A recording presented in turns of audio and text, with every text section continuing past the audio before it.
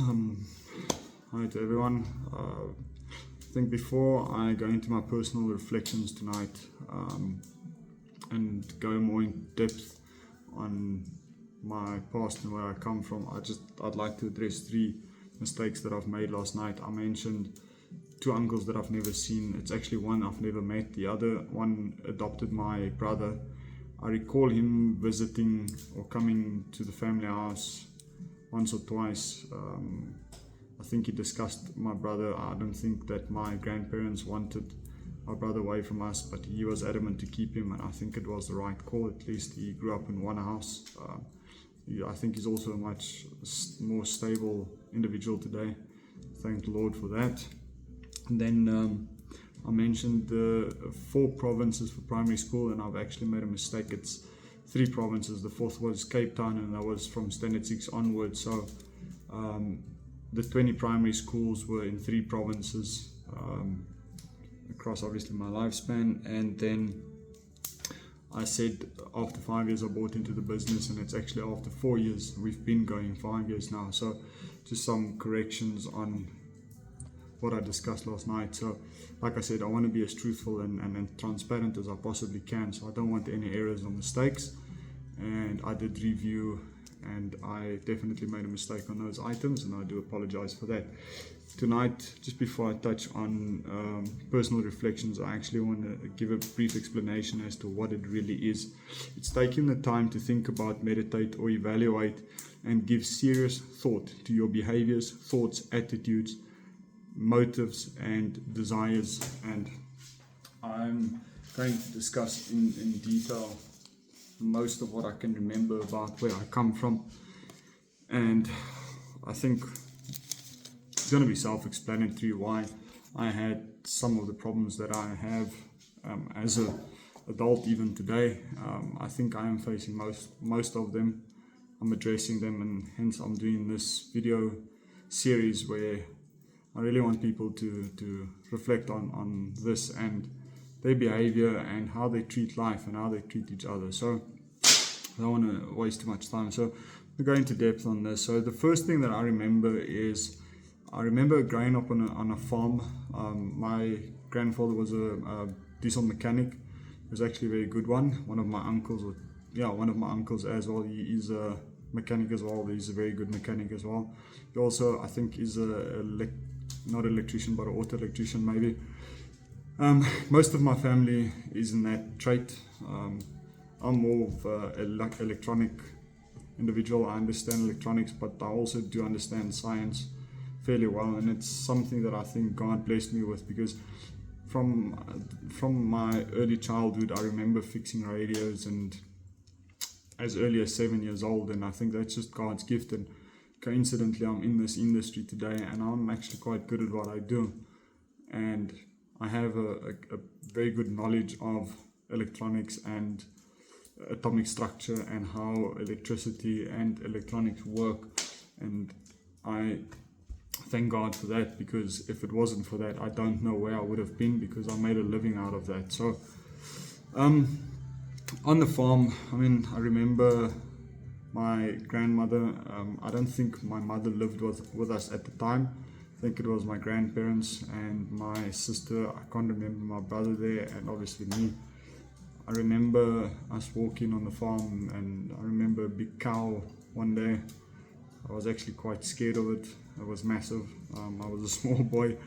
So yeah, and I remember on that farm there was quite a lot of steps running up to the front door, and I remember tripping on the steps one day, and I fell on my teeth, and I actually broke my whole upper gum. When my uncle or grandfather tried to pull my teeth, my whole gum moved forward. That was extremely painful. That's right about what I remember on the farm. And obviously, farmers are farmers. I remember them shooting from the stoop, which I think is normal. I don't think anything much about it. I'm going to try and do this in chronological order, but memory is vague. I remember the impact moments, which I do understand today, and I understand why I remember them is because those are ultimately the points in life that define the being that I am today.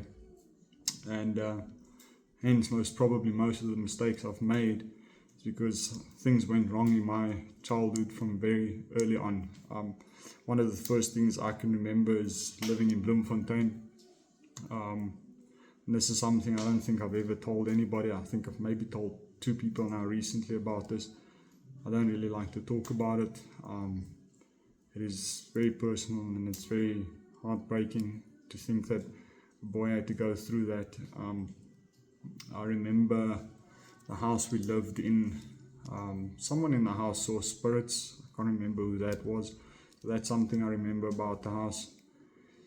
I remember I was an Afrikaans speaking boy. An English lady phoned one day, and I picked up the phone, and they wanted to speak to my mother, and I said I was going to go call her, but being the young boy I was, I don't know what age, very young, I put the phone back down, not on back on the hook. I obviously cancelled the call, and that call never came through. I found out when I was 24 years old, it was actually my father's side of the family, my cousin that tried to get hold of us and obviously check up on me, maybe. I'm going to go into more detail about meeting them. It's a good side of the family, I must say, and it's a pity that I didn't know them from tender age, because I think my life could have been completely different. Not that I would have wanted it any different, because I don't think if my life went different, I would have met God the way I have, and I wouldn't have been here today giving my testimony of what one individual can endure and still be on top of things and still have the courage to fight another day. So in this house, I think it's where a lot of my childhood trauma started. Is I remember being sexually molested by our cleaners, 1 or 2 of them, I can't remember, to be honest. I just remember being in the room. I remember everything that was done to me, and it definitely leaves a scar. I can say that, and must have been between 4 and 6 years old. I'm not sure how old I was, but I don't think it's normal for somebody to experience something like that. And like I said, it definitely leaves a scar. It's something that I don't like to talk about. And even saying this public today just shows that I finally accepted, and the reason I can talk about this is because if God can forgive me, then I don't think any man is worthy to judge. And I think everybody that ever experienced something like that should have the courage to speak about it and face their reality and overcome it, and don't put it under the pillow and don't hide it away, because it does consume you over time. So it wasn't a nice experience. My family probably never even knew about this. I never spoke to them about it. I don't think that I ever knew that it was wrong, until I obviously knew, when it was far too late in my life and nothing could have been done about it. So I'm going to read, because I've made some notes. Like I said, I'm quite nervous about this. It's my first time I'm doing this, and it's not easy, I'm going to be honest. From there, I remember the flat where we lived in. It's the last place I saw my mother live. It's also the place I witnessed, and I'm going to go into depth tonight about my mother's suicide and what it was like for me as a 6-year-old boy. I remember being in the flat, and short before my mother committed suicide, I remember my uncles, they drank a lot. I think my grandfather was an alcoholic. I'm not sure if my uncles were or are. I haven't seen them since, or last I saw them when I was 15 years old. I've forgiven everybody about everything in my life, but I've chosen to move on, so I haven't seen any of them since then.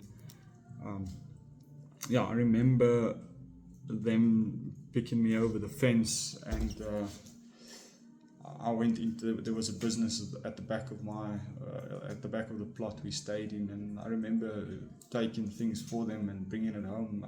Everything that they asked me, I can't remember what it was.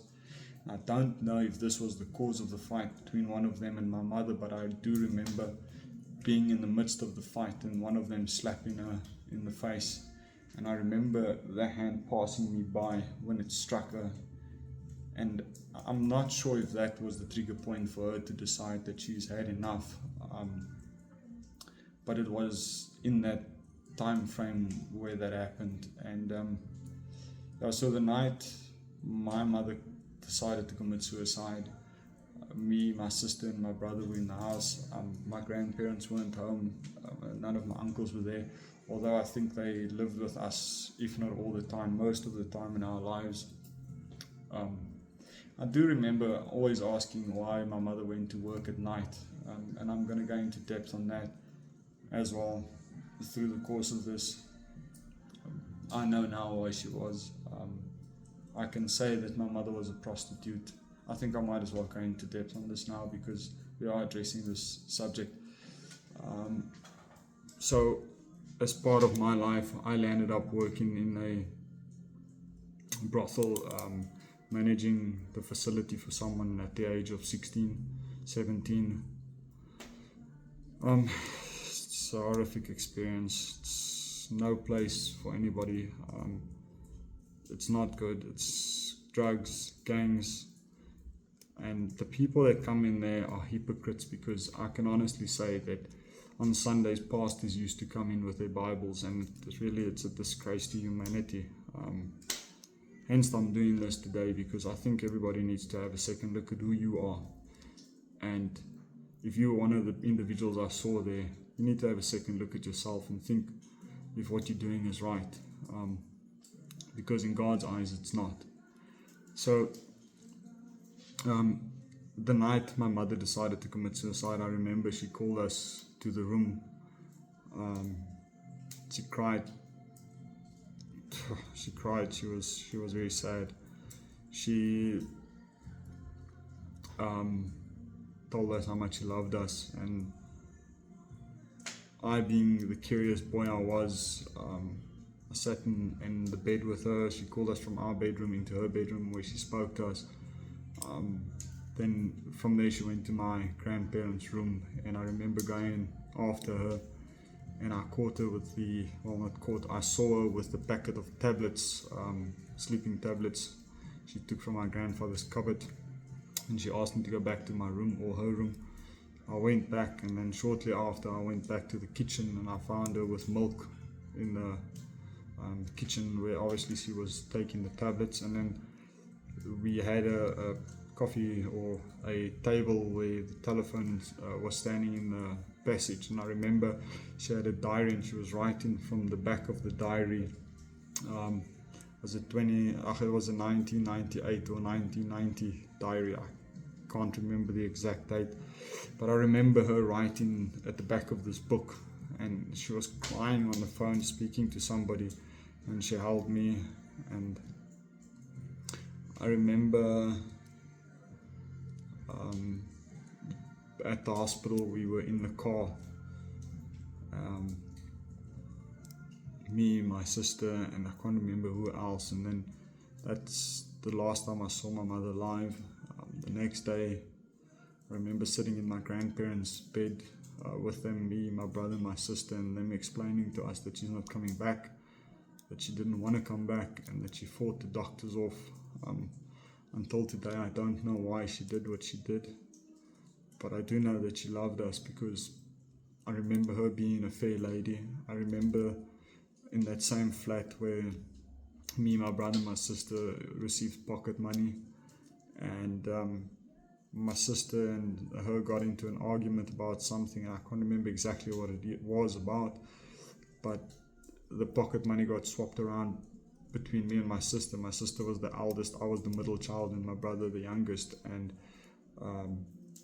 she received the most money, and then I was in the middle, and then my brother the least, and then she swapped the money between me and my sister, and I think that was fair because of the misconduct that happened at the time. I can't remember exactly what it was, but that's how I remember my mother as a fair lady, and I do remember her telling us how much she loved us. And unfortunately that's the only thing I remember about my mother. The next thing I remember about her is kissing her goodbye in the coffin.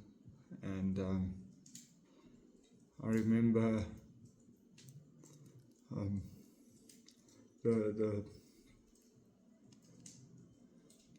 the burial site where we threw roses on a coffin and a shovel of dirt, and that's the last I've seen of my mother. And like I said, until today I don't know why she did what she did, but given the life I had, I can only imagine what her life must have been like as a child growing up, and a woman on top of that. Yeah, that's the last I can remember about my mother. And from there, we were always living with one or two of my uncles. I remember living with one of my uncles. He's also passed away today, I believe. He got into a bar fight a couple of years back and he got kicked to death, basically. Or near death. He was in a coma and he passed away from his injuries. And that's a testament to how they all lived, and I don't know if they still live like that, because like I've said, I haven't seen them since I was 15 from 15 years onwards, and I'm 39 now. So for the most of my life I haven't seen them. I don't know what they do, how they are, where they are.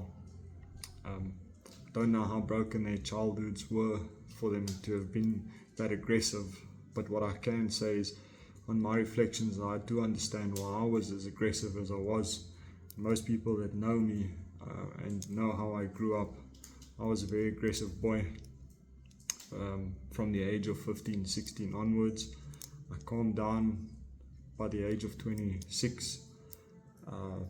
I think today I'm actually socially acceptable finally when it comes to anger. I do still get upset, but I think it is a human trait, although God says that we shouldn't be quick to anger, and I do practice this to the best of my ability. But like I say, on the reflections, I do understand where the anger started, and with the lust, I do understand where that also started, because at a tender age I was exposed to things in my life that I shouldn't have.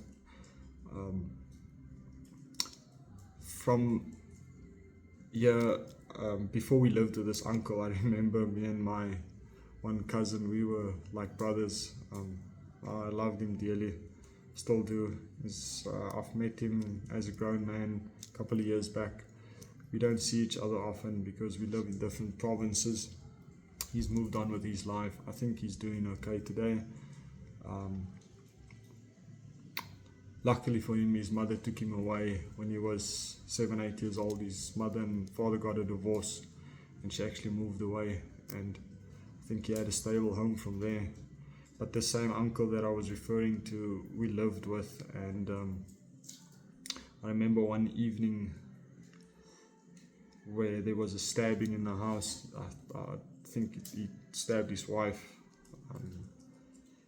I remember the glass being thrown all over, and we had to duck and dive not to step in glass, and there was blood all over. It was a horrific scene, and my aunt grabbed us, the kids, and the woman, and we fled in the car. And I remember saying to them, just drive faster, and they said there weren't any petrol in the car, but I kept saying just drive faster, and thinking that the car will free further and we'll be safer.